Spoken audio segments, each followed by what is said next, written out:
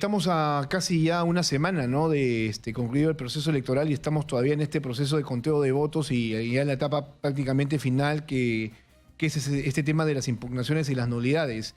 Antes de ir justamente a este tema, y sería bueno en todo caso que, don Hernando, usted nos comente dos cosas importantes. ¿Cómo tomaron ustedes esta llamada que hizo Vargas Llosa, perdón, presidente Francisco Sagasti a Vargas Llosa, que ha sido además duramente criticado por el partido político de oposición a ustedes en esta contienda electoral? Y lo otro, ¿a quiénes de Perú Libre llamó el presidente de la República para hacerles para decirles lo mismo, ¿no es cierto? Que le bajen un poco a las revoluciones y que esperen a los resultados finales? Porque eso no lo ha dicho el señor Sagasti. Sí, no, bueno, en primera instancia tengo entendido que el presidente Sagasti ha llamado al señor Vargas Llosa para pedirle que converse con la señora Fujimori para mantener desde el lado de Fuerza Popular toda la calma, la tranquilidad, que no aparezca ninguna posibilidad de obstrucción al proceso electoral. Es hasta donde yo tengo entendido. No sé a quiénes ha llamado, francamente, de Perú Libre, ¿no?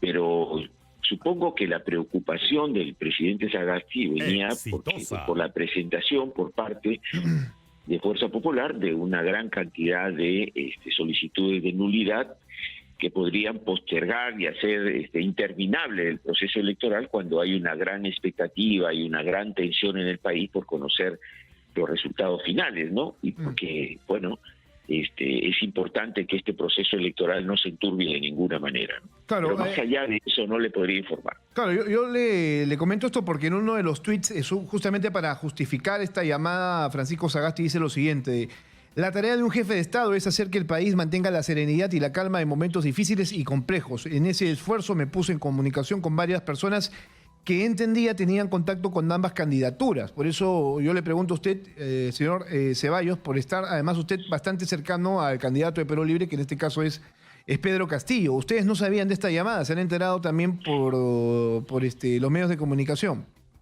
Sí, por los medios de comunicación. No pensamos realmente entonces, que llamar o no. A ver, sí. Entonces, ¿el mensaje del presidente nunca le llegó a Pedro Castillo o sí le llegó? Bueno, el mensaje del presidente tampoco fue a Keiko Fujimori, fue a una personalidad que respaldaba en su momento a Keiko Fujimori. Claro, pero a Keiko Fujimori sí le llegó. No, porque se enteró. No. Le llegó a través de Álvaro Vargas Llosa, que es finalmente el que hace de puente, ¿no?, con su padre, y él la llama y le dice: mira, el presidente Sagasti ha llamado a mi papá y le ha dicho que por favor le bajemos las revoluciones a este tema, ¿no? O que le bajen las revoluciones a este tema. Bueno, por eso yo le preguntaba a usted, que además despacha todos los días con el señor Castillo en las últimas semanas, que ahora lo conoce bien, si es que él finalmente le llega este mensaje por parte del presidente Sagasti. Bueno, no es que despacho todos los días, pero yo no tengo información que el presidente Sagasti se haya comunicado con el profesor Castillo. Lo que sé por los medios es que tampoco se ha comunicado con la señora Fujimori, sino con el señor Vargas Llosa, no por los considerandos que él ha explicado en su Twitter. Más allá de eso no tengo conocimiento. Entonces entiendo que el mensaje no le ha llegado a Pedro Castillo en ese aspecto. Ahora, la pregunta es, ¿cómo tomaron esto una vez que se conoció? ¿Ustedes sí consideran que esto es una intromisión o no? Bueno, no, porque yo creo que conversar con Vargas Llosa, que tiene ahora una cercanía con la señora Fujimori, para conversar que la necesidad de que el proceso electoral se lleve de la mejor manera, no creo que sea una interferencia, ¿no? En todo caso es una decisión del presidente que él evaluará y verá si fue atinado llamarlo a Vargas Llosa o no. Él ha explicado los considerandos, que lo que quería era que Vargas Llosa de alguna manera cautelara la paz en el país. No sé de qué forma la puede cautelar. Pero es una decisión del presidente que nosotros no tenemos nada que ver. Bueno, está bien. Ahí entonces está su posición. Yo la verdad que no entiendo por qué acudir a Mario Vargas Llosa. No sé qué tanto tenga que ayudar a él en este contexto. Sé que es por lo pronto garante de la señora Keiko Fujimori, quien por cierto respondió esto, ¿no? El presidente Sagasti no debe interferir en mi legítimo derecho a defender nuestros votos. Él tiene la obligación constitucional de ser imparcial y mantenerse al margen del proceso electoral. Es lo que entiende ella. Bueno, yo no sé si haber llamado al señor Vargas Llosa es interferir y crear un gran daño a la señora Fujimori en su derecho de reclamar por los votos, ¿no? En fin, son apreciaciones, ¿no? Claro, pero Respeto que la señora Fujimori piense así, bueno, en todo caso tendrá que conversar con el señor Sagasti cuáles fueron las razones, si no está satisfecha con sus explicaciones, ¿no? claro, y aquí hay un tema que creo que a ustedes sí les atañe directamente porque va en ese sentido. Dice, el presidente no genera calma, todo lo contrario, dice la señora Fujimori, la cancha no está pareja. Existen actores externos que están vulnerando la voluntad popular. Nosotros seguiremos defendiendo nuestro derecho voto a voto. Entonces, claro, a mí tampoco es que me queda claro cuáles son estos actores externos, ¿no?, que están vulnerando la voluntad popular, pero ciertamente ha habido estas acusaciones en los últimos días de presunto fraude que ustedes habrían hecho en la mesa, ¿no? Esto que también ha llevado a que presenten estos pedidos de nulidad que entienden ustedes que van a demorar, ¿no? Es una broma de mal gusto decir eso por parte de la señora Fujimori. Tiene razón en que la cancha nunca ha estado pareja, y efectivamente en esta contienda electoral no ha estado pareja. Ha estado siempre inclinada a favor de ella, o hay alguna duda de los millones que se han puesto sobre la mesa en esa campaña electoral. Por supuesto que no hay ninguna duda, los carteles luminosos no son gratuitos, los ómnibus para transportar gente a sus mítines tampoco son gratuitos, ¿no? Entonces hablemos claro, pues, ¿no? Esta es una campaña donde por el lado de Fuerza Popular se han puesto muchos recursos y de manera absolutamente desproporcional, y que deberían investigarse, por cierto, ¿no? ¿O acaso los miles que ha puesto para las anulaciones son donaciones? De ninguna manera. Pues entonces hablemos claro, aquí efectivamente Fuerza Popular representa a los grupos económicos que le han financiado esta campaña millonaria, ¿no? Así que no ha estado pareja la cancha, por supuesto que no. Vayamos ahora, dejemos por un momento este tema de Jurado Nacional de Elecciones, que al final ha retrocedido. Ustedes también entienden que ahí hubo un pedido, ¿no es cierto?, de Fuerza Popular, pero también era, según se entiende, era un pedido que también a ustedes los ayudaba para poder presentar más nulidades. Ustedes no han decidido presentar más nulidades, ¿no es cierto? Creo que son 30 o 33, si no me equivoco, ¿no es cierto? Sí, de hecho nosotros hemos presentado muchísimo menos que Fuerza Popular. La presentación de más de 800 solicitudes anunciadas por la señora Fujimori significa una clara intención de frenar el proceso electoral y vulnerar la decisión de los electores. Todos sabemos que el acto electoral se define en la mesa con los 3 representantes sorteados de la ciudadanía más los personeros, y una vez que se firman las actas y se envían al Jurado Nacional de Elecciones, ahí concluye el acto democrático. Solo en algunas excepciones se puede plantear que ha habido alguna transgresión al proceso electoral, pero no pues, ¿aló sí? ¿Hola? Sí, lo estamos escuchando. ¿Aló? No, pero de ninguna manera plantea 800 anulaciones, ¿no? Esto está clarísimo, que Fuerza Popular lo que ha querido es obstruir, desprestigiar el proceso electoral para debilitar finalmente el triunfo del profesor Castillo, que ha sido absolutamente transparente, ¿no? Acaba de sacar hace menos de 48 horas la OEA un informe sobre las elecciones, que no precisamente la OEA mira con simpatía al profesor Castillo, ¿no?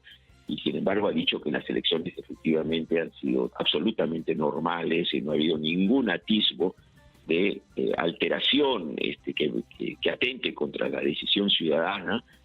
Así que no tiene ningún sentido por parte de Fuerza Popular la presentación de estas solicitudes de nulidad, ¿no? Claro, pero entienden ustedes que esta nueva etapa, ¿no es cierto?, que ahora está en manos de los jurados electorales especiales y luego de Jurado Nacional de Elecciones, va a demorar. O sea, ¿están claros en ese aspecto? Va a demorar. Bueno, puede no demorar, porque la verdad que es un absurdo presentar actas de nulidad cuando sus mismos personeros ya afirmaron que está todo bien. Claro, pero bueno, es un abuso del derecho democrático a solicitar la anulación, sin ninguna duda. Claro, ¿no? Pero son parte de las reglas, pues obviamente, que están ahí para utilizarlas, son parte de las estrategias. Así como lo utiliza Fuerza Popular, ustedes también lo pudieron haber utilizado si consideraban de que esto vulneraba sus derechos. Pero acá hay un hecho que no se puede soslayar. Es el momento político del país. Acá no estamos jugando con cualquier cosa. Sabemos que hay una polarización en el país, que hay mucha tensión. Sabemos que somos un país con una democracia frágil, con antecedentes de irregularidades. Justamente en la época del señor Fujimori, en la reelección, que se cuestionó más de 1 millón de votos y finalmente aparecieron un conjunto de indicios de transgresiones a la voluntad popular. Entonces, en esta situación, habiendo ya concluido prácticamente el recuento de los votos en mesa, con la firma de los miembros de mesa, de sus propios personeros, presentar solicitudes de nulidad, la verdad que no es, por lo menos, no muestra el talante democrático que Claro. se esperaba de parte de la señora Fujimori, ¿no? Luego de firmar un acta. Claro, y para ser equitativo respecto a lo que usted señala sobre el tema del talante democrático, ¿no fue muy apresurado el hecho de que el señor Pedro Castillo se autodeclarara ganador de esta contienda electoral? Eso tampoco como que ha sido tomado a bien, y prácticamente algunos han señalado de que esto ha generado una corriente equivocada, ¿no es cierto? Que no está obviamente sumando, ¿no?, a que las aguas se mantengan calmas. Muy por el contrario, yo creo que la decisión del profesor Castillo se ha ajustado a cualquier forma democrática. Él, cuando señala que es virtualmente el ganador, porque los análisis que ha hecho no solo Perú Libre, sino la mayoría de observadores internacionales, es que los resultados son y eran en ese momento ya irreversibles. Si uno contaba la ventaja que tenía ya Perú Libre, la tendencia firme que se había instalado desde que se inicia el conteo y la cantidad de actas que faltaban, era inevitable el triunfo del profesor Castillo, ¿no? Pero esto está muy, muy lejos, porque el profesor Castillo también dijo que de todas maneras hay que esperar la decisión final del Jurado Nacional de Elecciones, que es en definitiva el que va ya, pero esto, entonces, ¿no? entonces ahí hay un reconocimiento tácito, pues debió esperarse un poco más para decir he ganado esta contienda electoral. Creo que es lo justo, ¿no? ¿O no? No sé si es lo justo, pero lo cierto O lo es correcto, para ser más claros. bueno, pero hay una enorme distancia entre esto, que está Claro, afianzado claramente en una pero- tendencia, y otra, lo que está Claro, haciendo Fuerza Popular, presentando Claro. solicitudes de nulidad. Pero entonces no ha terminado, pues. total, ¿no? Pero entonces no ha terminado y uno no tendría por qué declararse ganador de una contienda que todavía no ha acabado. Se lo No, digo pero es porque que- incluso se estaba diciendo que esto también era era en cierta manera una estrategia, el decir yo he ganado estas elecciones para dejar o poner el parche antes de que suceda algo, como por ejemplo lo que estaban buscando hacer, que era seguramente voltearles a ustedes la elección con estas nulidades o con este periodo que se estaba abriendo con horas de más.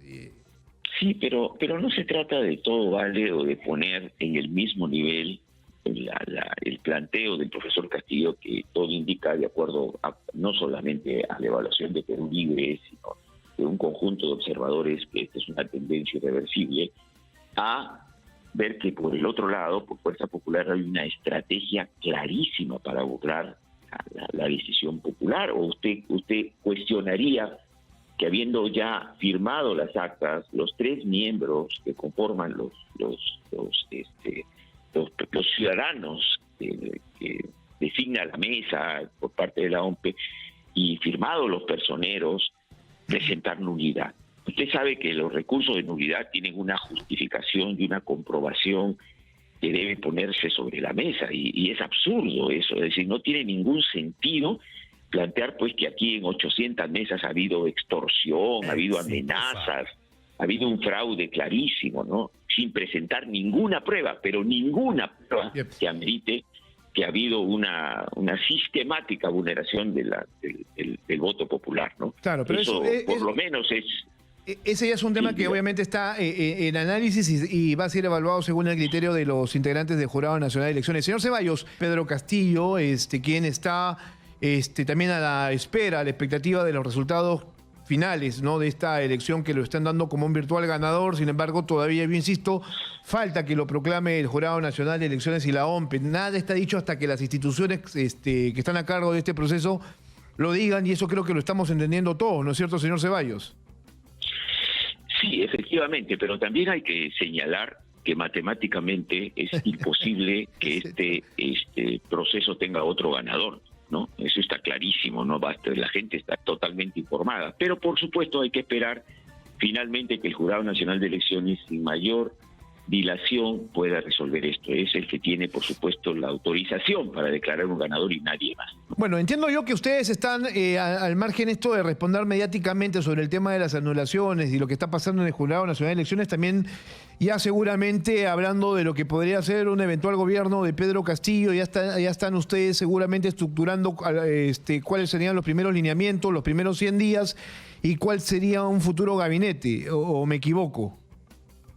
No estamos en eso, ¿no? En realidad, no estamos en eso porque, imagínense, ayer hubo un intento, por decirlo de alguna manera, del Jurado Nacional de Elecciones de prolongar, digamos, la presentación de solicitudes de nulidad, que finalmente retrocedieron en eso. Entonces estamos, por supuesto, muy atentos al proceso electoral y esperemos que rápidamente este proceso culmine de manera democrática, respetando la voluntad popular, por supuesto, ¿no? Así que desde el punto de vista de que estemos barajando nombres para carteras y eso, no, de ninguna manera. Seguramente, los equipos técnicos, seguro. Sí, los equipos técnicos, lo que estamos haciendo es finalizar de perfilar, digamos, los informes en las distintas áreas, en el caso mío, en el tema de salud. Ya le hemos alcanzado todos los documentos, no solo al profesor Castillo, sino a la prensa, sobre cómo enfrentar la pandemia y las bases del plan de salud de Perú Libre, y lo estamos perfilando permanentemente con el aporte de cientos, la verdad, de epidemiólogos, analistas de todas partes. En estas directivas, otros lineamientos iniciales que usted, que está encargado del tema de salud, le está acercando, está contemplado el tema, o dos temas importantes: la continuidad del actual ministro de Salud, el señor Ugarte, que es el que está llevando a cabo todo este proceso de vacunación, y lo otro es la revisión de los contratos. No, en primer lugar, no se está hablando de sacar o dejar a ningún funcionario en este momento. Eso está fuera de discusión. En segundo lugar, sí, nosotros conocemos y vemos todo el proceso de cómo se está enfrentando la pandemia. En el tema de las vacunas, no solo hay que respetar los contratos, hay que tratar de afirmar estos contratos y en todo caso ver la posibilidad de que lleguen las vacunas lo más pronto posible, ¿no? Tenemos ya la tercera ola en desarrollo. Usted sabrá que los casos se vienen incrementando en varias regiones del Arequipa, sur del país, sobre todo Arequipa, pero también tenemos incremento en otras regiones del sur. Esto podría ser ya el inicio de la tercera ola. Esto es una evaluación que debe hacer finalmente el Ministerio de Salud, pero que es muy preocupante. Necesitamos las vacunas cuanto antes en el país. Entonces, cuando usted habla de que se van a respetar los tratos, es decir, que no va a haber ya mayores evaluaciones, es decir, que no se va a revisar o a hacer públicos, no sé, hay tanta... O se ha hablado tanto de los contratos respecto de la vacuna de la COVID-19 con los gobiernos, que ha surgido durante mucho tiempo esta necesidad de conocer exactamente qué es lo que estamos firmando. Ustedes no sé si tengan esa inquietud también, ¿no? No, o sea, por eso hay dos cosas, ¿no? Una cosa, por supuesto, la inquietud de ver cuál es el contenido de los contratos y por supuesto, la ciudadanía en la medida de lo posible, porque además las empresas, tengo entendido, ponen como condición que algunos aspectos de los contratos no se transparenten como condición para entregar las vacunas. Pero lo que nos interesa ahora es que las vacunas lleguen al país y lo más rápido posible, ¿no? Es decir, de ninguna manera vamos a bloquear la llegada de las vacunas en nuestro país porque no nos gustan los contratos, ¿no? Eso que quede absolutamente claro. Bueno, eso de allí en más revisaremos, cómo hacemos nosotros los contratos para otros lotes futuros, pero lo que se ha avanzado en materia de salud pública en nuestro país lo vamos a respetar, por supuesto, y las vacunas es un eje central para enfrentar la pandemia y hacerlo rápido. Lo que nos preocupa es la velocidad de la aplicación de las vacunas. Eso sí nos preocupa. Teniendo las vacunas acá en el país, hay que hacer un barrido con las vacunas a toda la población, un trabajo muy intenso para convencer a un importante sector de la población que todavía desconfía de las vacunas. Ojo que, y llegar que en las propuestas que se dieron ya en este llamado Plan Bicentenario, se decía que ustedes estaban buscando vacunar a casi 1 millón de personas al día, lo cual fue materia de críticas en realidad, ¿no? O sea, de que no era posible hacerlo. No, porque Estados Unidos ha llegado a vacunar 1,5 millones de personas por día. También hay experiencias internacionales y justamente esto fue bueno porque varias entidades encargadas de revisar si es falso o verdadero, nos hemos encontrado que en 4 o 5 países tenemos historia de vacunaciones por arriba del 1.000.000 de personas. Incluso en el Perú, hace pocos años fue premiado por la OMS y la OPS en la lucha contra la rubiola, donde vacunamos a millones de personas en 2 o 3 semanas. Claro, pero seamos sinceros también, pues hay una alta demanda de vacunas a nivel mundial y esto también como que podría afectar este objetivo que ustedes han marcado, porque vacunar 1.000.000 de personas diariamente supone que la pandemia se acabe en este país en tan solo un mes, y eso no creo que sea del todo... No, lo que hemos dicho, es, si podemos llegar, así hemos dicho, si podemos llegar a ese objetivo final, ¿no es cierto?, hasta llegar a 1.000.000 de personas diarias, bueno, nosotros no decimos no, nunca, no se puede llegar, porque hay experiencias internacionales que sí se han llegado. Por supuesto que hay que empezar con cifras mucho menores. Entonces hay que tomarlo más como un objetivo, como una proyección. No, es que era siempre un objetivo y una proyección. Lo que pasa es que eso fue manejado publicitariamente durante la campaña, pero necesitamos aspirar a mayor cantidad de vacunaciones por día, aunque el Ministerio está llegando a casi 100.000 vacunados por día, lo cual es bastante interesante, tomando en cuenta que todavía tenemos poco tiempo, digamos, en imprimirle velocidad a la vacunación, ¿no?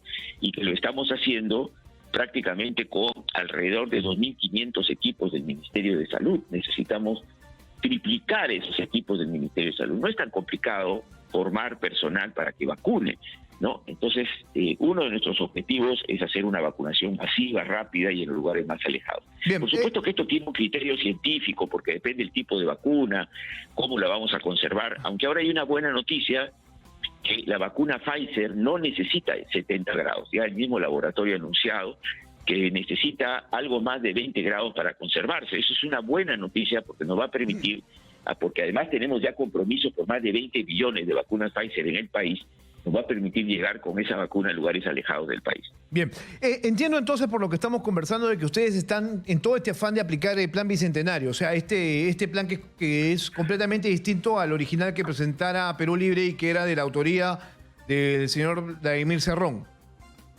No es que sea, primero no es autoría de Vladimir Cerrón, el plan... bueno, él es el presidente, ¿no? Es su ideario, su plan, ¿no? No, pero es de un equipo de técnicos de Perú Libre, ¿no? Lo que pasa es que esto se presentó en otra etapa de la realidad sanitaria del país. Entonces, por supuesto que necesitamos ajustar y plantearnos cuál es nuestro objetivo para los primeros 100 días. El plan inicial de Perú Libre tenía serias ausencias. Uno de esos temas justamente era el de salud. No se sabía exactamente qué iban a hacer con la pandemia. Ya lo han ido mejorando en este llamado plan Bicentenario. Algunos apuntan a que este plan Bicentenario tendría que ser el que se ejecute para que no haya mayores extremos en la aplicación de políticas públicas. No, lo que le quiero decir es que acá no es que hay contradicciones entre el plan que presenta Perú Libre y el plan Bicentenario. Lo que pasa es que el plan Bicentenario se ajusta a esta realidad sanitaria actual, que es el tema de la pandemia, ¿no? Pero nosotros, por supuesto, que aspiramos a afianzar el rol rector del Ministerio de Salud, a tener una política hospitalaria de creación de hospitales distinta, a una mayor participación de la comunidad. De hecho, el plan Bicentenario recoge un elemento central en el plan de Perú Libre, que es fortalecer la atención médica primaria y la participación de la comunidad en la ejecución, elaboración de las acciones de salud, porque el problema sanitario no lo podemos enfrentar solo desde el Estado. Necesitamos que la comunidad participe. Las mejores experiencias internacionales es cuando la comunidad, y además tenemos nosotros mucha experiencia en eso, participa activamente. En nuestro país hace pocos años teníamos 60.000 promotores de salud, ahora tenemos 25.000. Hay que rescatar esa cantidad de promotores de salud para incorporarlos a la lucha de trabajo preventivo. No olvidemos que esta pandemia no solo nos ha traído dolor por el COVID, sino también los pacientes no COVID. Los pacientes que no tienen COVID están siendo relegados en la atención sanitaria y hay que abordarlo también integralmente, ¿no?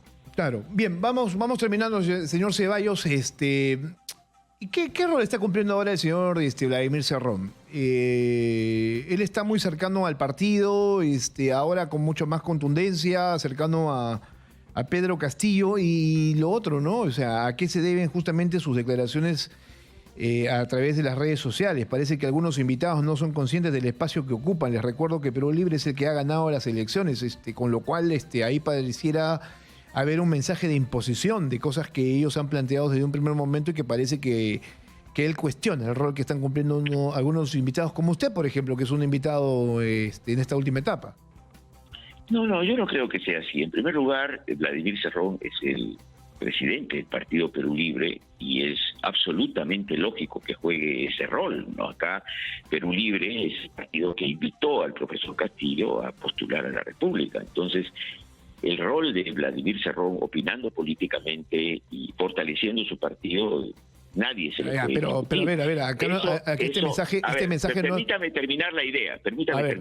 Eso no quiere decir que el profesor Castillo, en el diseño del plan de gobierno, en la ejecución de las políticas del plan de gobierno, tiene absoluta independencia, ¿no?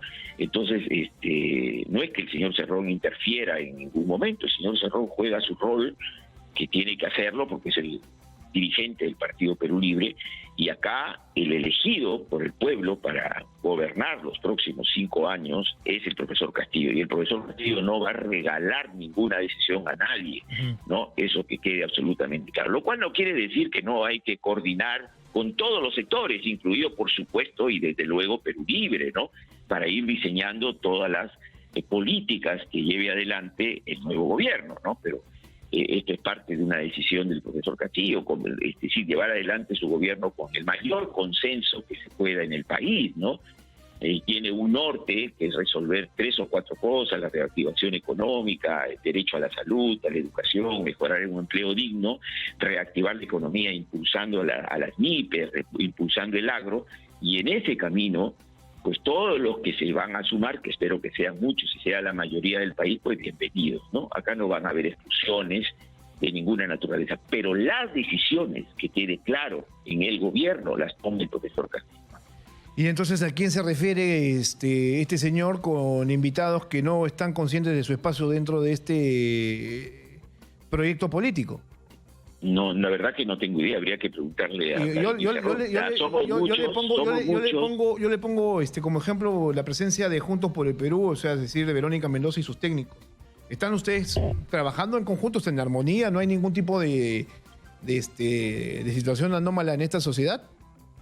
Como decía Jesús, hay elementos centrales en los cuales nosotros estamos de acuerdo, que compartimos, no solo con Juntos por el Perú, y eso es lo que une esto, ¿no? Es decir, primero, la necesidad de leer en este país en los últimos 30, 40 años ha habido una insultante exclusión de las mayorías, que es necesario reactivar la micro, pequeña empresa, hay que darle facilidades para su desarrollo, tenemos que tener una SUNAT bien direccionada, no a golpear al bodeguero de la esquina y al microempresario, que tenemos que tener una política crediticia y tributaria que aliente esta dirección, que tenemos que mejorar la inversión pública, sobre todo en el tema de transitabilidad en nuestro país. En fin, en esto, como en, por ejemplo, el planteo de una nueva Carta Magna en el país, que sea sometida a un referéndum para que nuestro pueblo decida, hay acuerdos como Perú, con el Frente Amplio y con muchos otros sectores que no son necesariamente de izquierda, ¿no? Y por supuesto también con Perú Libre, ¿no? Entonces, este es el norte, acá no hay peleas, ni broncas, ni nada. Una de las virtudes del profesor Castillo es que ha sabido unir, incluso no solamente a gente de izquierda, sino a gente que tiene un nivel de sensibilidad por la realidad de nuestro país, y bueno, y quiere acercarse y colaborar y decir, bueno, en esto no estoy de acuerdo, pero esto sí lo comparto, en que puedo dar una mano, ¿no? Entonces, ese es un poco el tema, pero acá no hay ni broncas ni peleas dentro del equipo de profesor Castillo. Las opiniones que puede haber tenido el señor Vladimir Cerrón, habría que preguntarle a él cuál es el alcance de estas reflexiones, de estos Twitter, pero yo francamente desconozco.